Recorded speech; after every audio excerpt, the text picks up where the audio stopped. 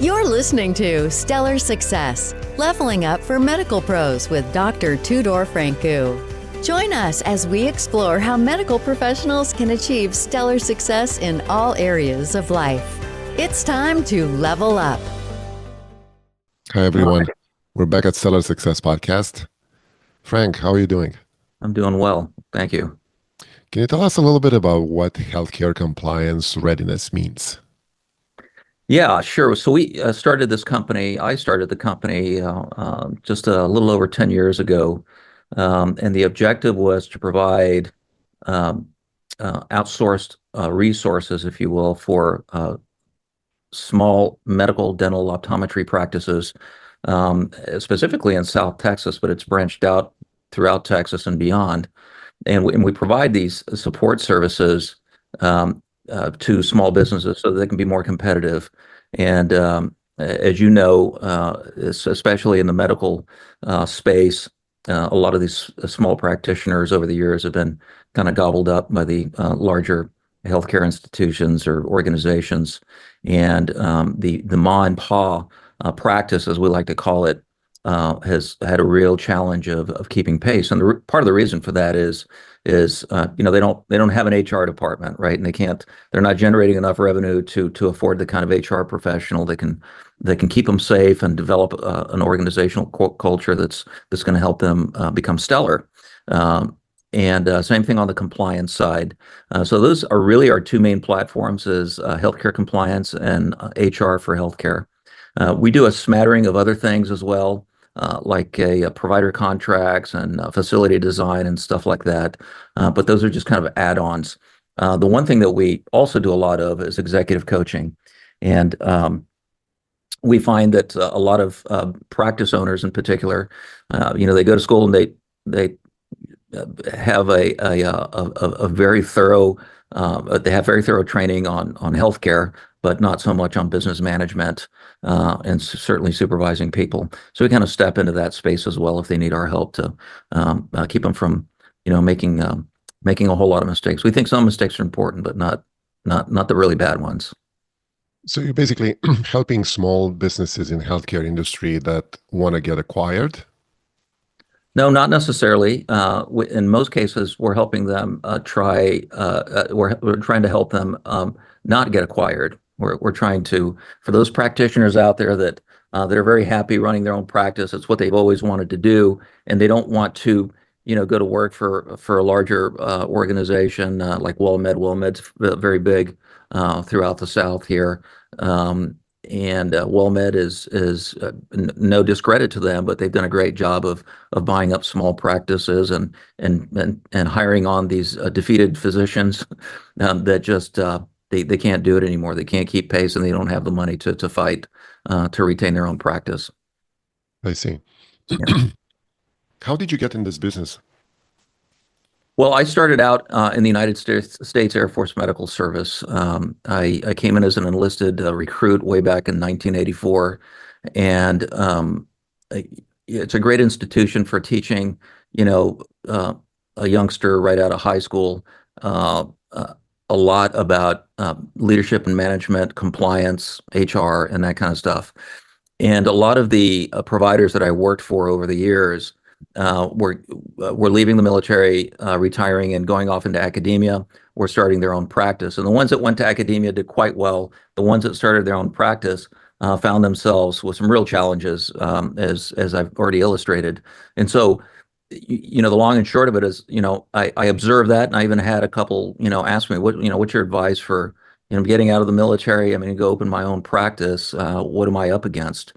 And so when I was approaching retirement back in 2009, I was the COO for Wolford Hall Medical Center, which is a level one trauma center here in San Antonio. That is an Air Force facility, probably about 400 or 4,500 employees, military, civilians, thoracic surgeons, optometrists, dentists, you name it. And it was at that moment that I decided, when I retire, I probably need to find something to do for a little while as I develop this idea and company that I have on paper. and then we'll launch it from there. So when I retired, I went to work for a large 17 office medical group here in San Antonio as their practice director, and they did primarily internal med and primary care, and did a great job. And I learned a lot about the private sector and how the private sector operates from them. And any gaps that I had in my education in the military certainly got filled in. So I did that and a couple of other things before I started the company in 2014. Are you a busy medical professional striving to excel in life and work? Stellar Success Podcast brings you the habits and insights of top leaders in medicine and beyond. Discover strategies for balance, growth, and fulfillment in every episode. Follow us on Instagram at Stellar Success Podcast for daily inspiration. Start your journey to success today. Subscribe to the YouTube channel now.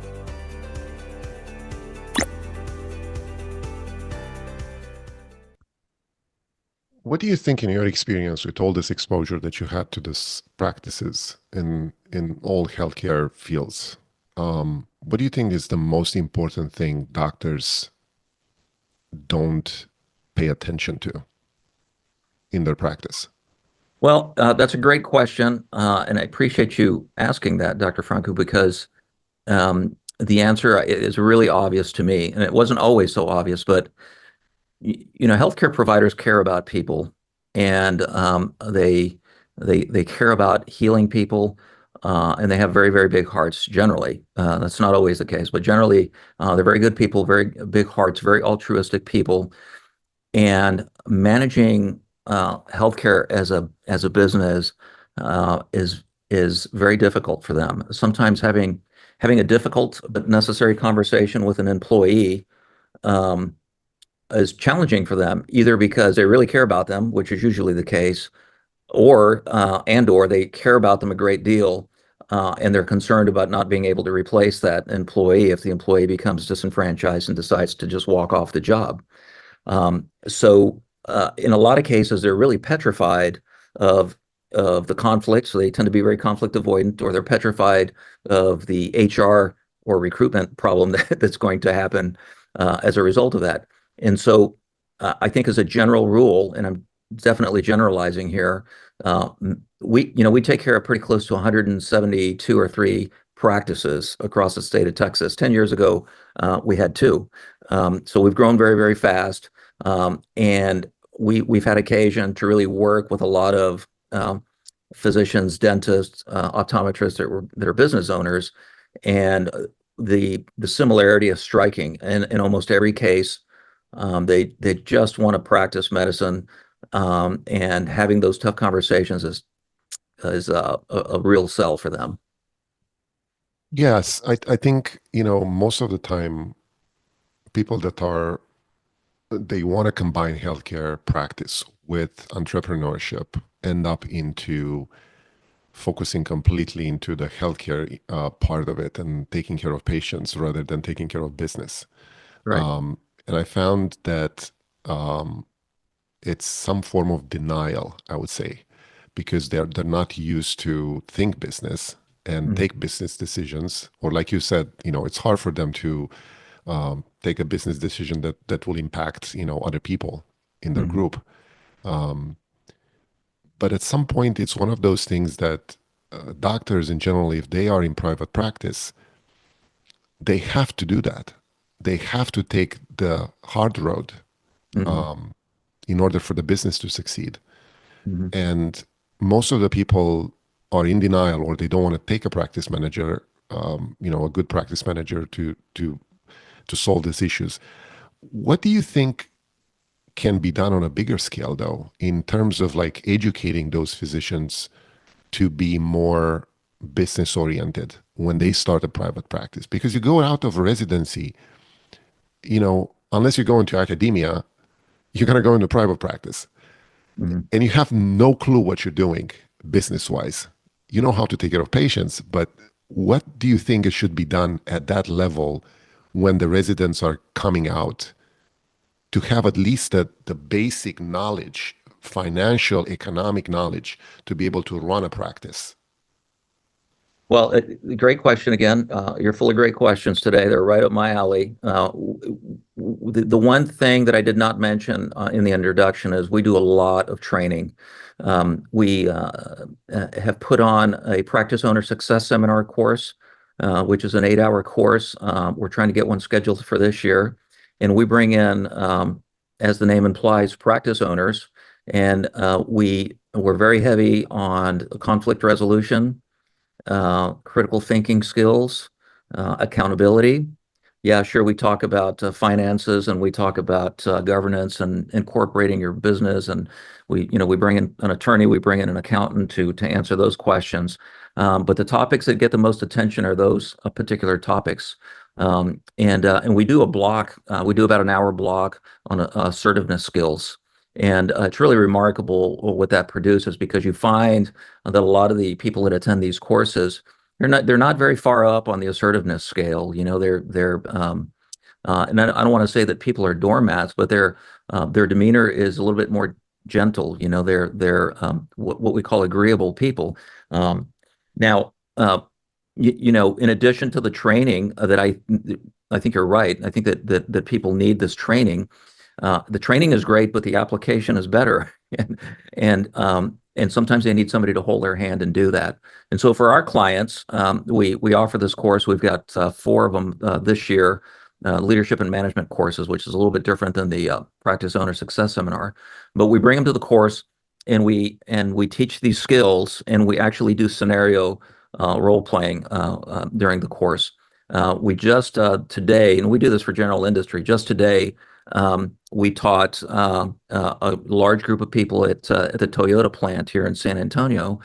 They hired us to do a battery of training for their frontline supervisors. And a lot of the training is the same. But the reason that the scenario training is so important is because we put them in the chair and we give them a scenario, and either myself or one of the instructors acts the part of the employee, and we teach them how to do an effective counseling, and then we let them practice that.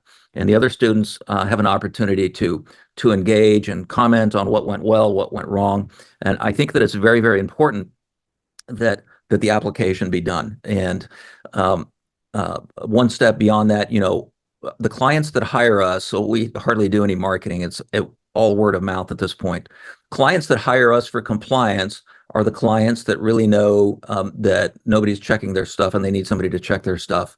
The clients that hire us for HR, they almost always hire us because they have an immediate problem in their practice that needs to be taken care of.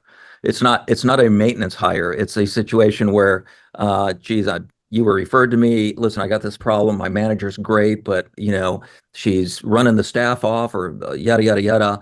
Can you come help me? So it's really pretty remarkable, what generates a sense of urgency in these providers. Yeah, and I think that's the I think the thinking behind their action, because most people don't act preventative. They don't plan ahead. They act upon a disaster scenario, and they want to fix the problem right away with someone's help. And it's often too late to do that. But it's interesting because I'm thinking, I got so many of my colleagues in my specialty that over the years, I'm a business owner, I run my own practice, but they came to me and they said, hey, I'd like to do what you're doing, but I don't know how. Mm-hmm. Can you teach me? Can you refer me to someone? And honestly, I did not have any kind of solutions for them, unless they are self-taught. Mm-hmm. And they kind of bother me because I know some people would be excellent in this kind of environment, in the business environment also. What do you suggest for someone who wants to go that route? Well, I suggest podcasts like your podcast is a really good place to start. There's plenty of material out there. I actually wrote and published a book in August or September.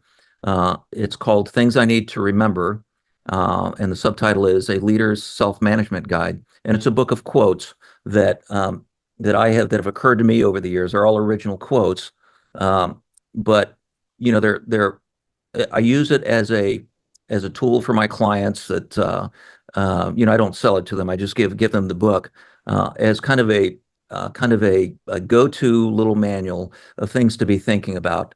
We do sell the book, and the money goes to children's charities, but I've written quotes in there that I think are very, very useful. In fact, I used one today because a business owner called me, and he's very concerned about losing a medical assistant who's very qualified, great on spiros, phlebotomy, and is kind of the go-to person in the practice. And she's a great technician, but it turns out that she's a horrible employee. Nobody likes her. They don't want to work with her. She's got a bad attitude. She raises her voice. She treats everybody disrespectfully, including the mid-levels in the practice. And his strategy thus far has been to give her little salary increases to try to get her to behave. And there's two quotes in the book that I referenced him to, and one of them is performance first and then rewards, not the other way around. Okay. And that's kind of common sense. It's not even really, I mean, it's a quote, it's my quote, but it's common sense to guys like you and I. But the other quote, the more powerful one that I shared with him is, you can't buy anybody's loyalty, and you'll run out of money trying. And so, I left that with him, and I said, it's in the book. Just, you got to marinate on this stuff because I think most people, Doc, they know the right thing to do. They know what they have to do. They're just scared of doing it for whatever reason, their own skittishness about conflict, or losing somebody, or just being unsure. Maybe it's a confidence thing. I don't know, but they definitely need to be listening to some podcasts, going to trainings, reading a lot of books. Lincoln on Leadership is a great book that I refer a lot of my clients to. A lot of pearls of wisdom in that. And I think, but I also think, and you can probably attest to this as well. We have a lot of business owners that we support who have no business being in business. They are just the gap between where they're at and where they need to be is incredibly wide, and they don't have a good emotional intelligence. They treat people disrespectfully. They believe that the subordinates or employees are it's some kind of indentured servant or something like that. I mean, and they don't last very long with us. We're fortunate that we can dismiss clients, and it's not going to impact our bottom line. And we don't do that routinely, but we do it when it's necessary because we don't want to be associated with that. But more importantly, because even that hopefully is a lesson for them that'll wake them up and say, okay, how is the vendor that I hired firing me? And sometimes they connect the dots, but most of the time they don't. So, but that. Yeah. I was just thinking that, years ago when I started my practice, I didn't have any of the tools that they're at our fingertips right now. And I feel like if someone really wants to get into entrepreneurship and run their own business, if they really want to, they can, because there's so many resources out there right now. Everything is internet based. You have YouTube, you have podcasts, you have, books, you have audiobooks. You can do anything whenever you want with who you want. That's right. So you just have to pick your mentor and go for it if you really want to do that. And especially in a company like yourself, that can kind of guide you and provide the training that you need. It's just a matter of investing the time and the money to do that. I want to kind of go a little bit into your personal approach. Sure. Can I ask you real quickly though, because I'm curious, why did you decide to become an entrepreneur? It's an interesting story that I told once. I got fired as an employee and as a contractor, and after my second private group that I was in, I decided that I think it's a better way for me to work for myself and build from there. And obviously, I built from there. And now, I'm well off with the practice that I manage, and it was the best thing that happened to me. But again, successes often come from big failures, Yeah. and that's not a bad thing. Mhm. Every kick in the butt is a step forward. Um, and That's I certainly advise everyone that they need to fail at some point in their life to go up from there. And I want to ask you also, do you have any moment in your life when things didn't go right and you regret it, and something happened, some kind of failure or regress that kind of taught you big lessons? Yeah, as a matter of fact, I had a stellar military career. I had a few setbacks related to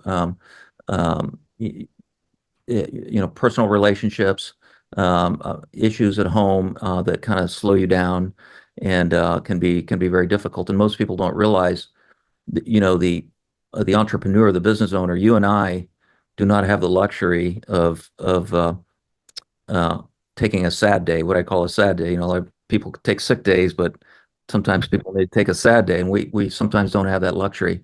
But when I started this company, I think we were just doing compliance, and about 2 years in, I hired an HR manager that worked with me at the medical group that I'd referenced before, and we were good friends. And she was uh, one of the most brilliant, insightful, clever, educated HR professionals that I'd ever met. What I didn't realize until shortly after hiring her that she was also the laziest person that I'd ever met. And she took advantage of our friendship, and I let her do it. And so all of these things that I'm telling Dr. Franku about, leading from the front and doing the hard thing when you know it's the right thing. Um, I'd already written about a lot of this stuff. I mean, I was teaching this stuff to other people, and I wasn't applying that in this particular situation because we were very close friends.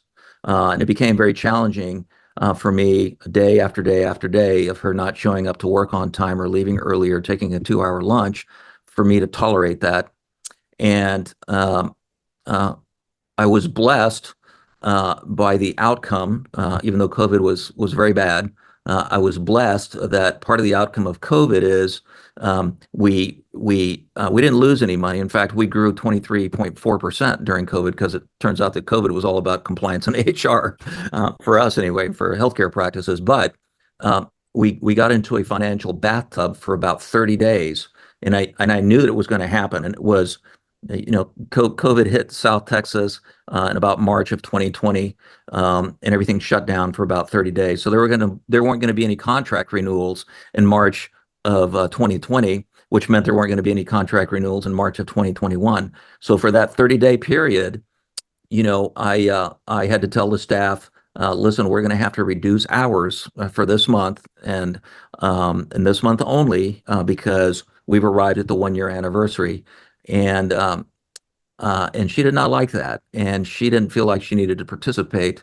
But I told her that as the director of HR, she needed to lead by example and take a pay cut along with everybody else because I wasn't taking a paycheck at all. Um, and that made her very angry. And I was disappointed and I was heartbroken. But luckily for me, uh, she was disappointed enough that she went looking for another job and she found one. And when she left, I felt like that company's gain was my gain. And so that was really that was a failure on my part. It was a complete resounding failure. And for the 3 or 4 years that she was with us, our company could have done much, much better. I mean, she didn't want to support the clients. She wouldn't answer the phone when they called. She did all of the wrong things, except that she was brilliant when it was her time to shine. Um, and Yeah, it's so funny to me that the biggest disappointments in life come from generally from people around you, and yeah, it's so important to put yourself in the right social environment and be surrounded by the right people. Yeah. It's not events, it's not circumstances, it's mostly people that Yeah. disappoint. With your experience and knowledge and the wisdom that you gained over the years in this branch, if you would look back to yourself when you started this, what kind of advice would you give to yourself? Um, I think the biggest advice I would have given myself is really um, to understand, um, and this is not my quote, but I heard it, that true leadership is revealed in the moments of adversity, which I think you referenced, not when everything's going great. And I believe that as leaders and as business owners, we have to have the steady hand every time. And we don't have the luxury of losing our cool or acting out or being upset, because if we panic, everybody else panics. And I did a little bit of panicking in those early years. Not so much that I lashed out at anybody, but I'd start asking more direct questions, which were appropriate, but they came of a place from fear, and I think that people saw that. And really, there was no reason for me to fear. I mean, I could pay everybody's salary, and my wife had a great job, and I had a military pension. I mean, our family was not going to be destitute, so there was really no reason for me to panic. But the reason that I was panicking is because I didn't want to fail, and I felt like if if I didn't, I wanted to make sure that this little idea that I had of this company wasn't just a flash in the pan. It wasn't that we were just really successful for a shorter period of time, but then it wouldn't flourish beyond that. It's kind of like, well, it's kind of like writing a book, and in the first month, you sell 200 copies, and then the next month you sell 20 copies, and there's a propensity to panic and say, okay, well, all my family members have now bought a book. Is anybody else going to buy the book? And so, I think I would have given myself that advice to just enjoy the ride, play it cool, be the leader that people need you to be, and everything's going to be fine on the other end. You just if you provide a good service, you've got a good product or whatever it is, you're going to be okay. But having said that, I will also say that you and I are fortunate because we're in an industry where there's always need. It's not like we're trying to sell something that nobody else has ever even heard of, if you will. Those people are really the true entrepreneurs. They're trying to Elon Musk, creating PayPal and then selling it. I mean, who had ever heard of that? So from that vantage point, I think I had it easy, but I did panic a bit. Yeah, interesting. Well, we all sell something in life, right? And I think the biggest skill that you can master in any industry is how to sell better, Mhm. whatever you have to sell. You can sell a service, you can sell a product, you can sell a intellectual property or anything, similar, but we all sell something at some point. Mhm. If you would have a short description of what success means to you, how would you describe it? Uh, Not necessarily in this order. Um, Employees have a great deal of job satisfaction. Employees can provide for their families. Employees are happy coming to work. The clients are happy with the services that we provide. And for me personally, I am happy to be a part of it. It's nothing more and nothing less than that. At the end of the day, the only things I think that matter are the people that you love and the people that love you. And if you can extend that family to include your employees and your clients, then you're in a great place. And a lot of people don't realize um, that the relationships are the business that we're really in. And clients that are unhappy, they sue businesses. They don't sue relationships. And if you have a relationship with your patients, we do a lot of customer service training, and we tell people if you have a great relationship with patients, at the end of the day, they don't really know how good your clinical skills are unless they do the same thing. but they really don't know. But what they do know is whether they like you and they like the staff. And if they like you and they like the staff, you're set. You're set. You just have to take care of them, and you'll be fine. Very well said. Very well said. Yeah. Well, we're gonna end on a high note then with this. And how can someone that looks into getting into business in healthcare can reach up to you and learn more about you? Well, our subordinate company is called Healthcare Compliance Readiness. That's really the organization that kind of started all this. But the parent organization, which I also own, is called Gravity Leadership and Management. And Gravity Leadership and Management is where all of the leadership and training and development resides. We do some HR consulting there, and we do a lot of executive coaching. So they can either go to our Gravity Leadership and Management website or our Healthcare Compliance Readiness website. It's largely the same people. It's just that Gravity takes care of primarily general industry. We have a lot of federal contracting clients, engineering firms, roofing companies, you name it, that we support under Gravity. And Healthcare Compliance Readiness essentially does most of the same, but specifically in the healthcare space. So, and I'll be happy to email you guys those links, and if you send me your address, I'm going to send you a copy of the book. I appreciate that. Yeah. Thank you, Frank. Thank you so much. It was great meeting you and talking to you, and I appreciate the opportunity to do that. Sure. Can I get a copy of the recording, by the way, any chance? Yeah, absolutely. All right, perfect. That's a wrap on Stellar Success, Leveling Up for Medical Pros with Dr. Tudor Franku. Interested in joining us? Go to stellarsuccesspodcast.com/guest to apply. Stay stellar and level up.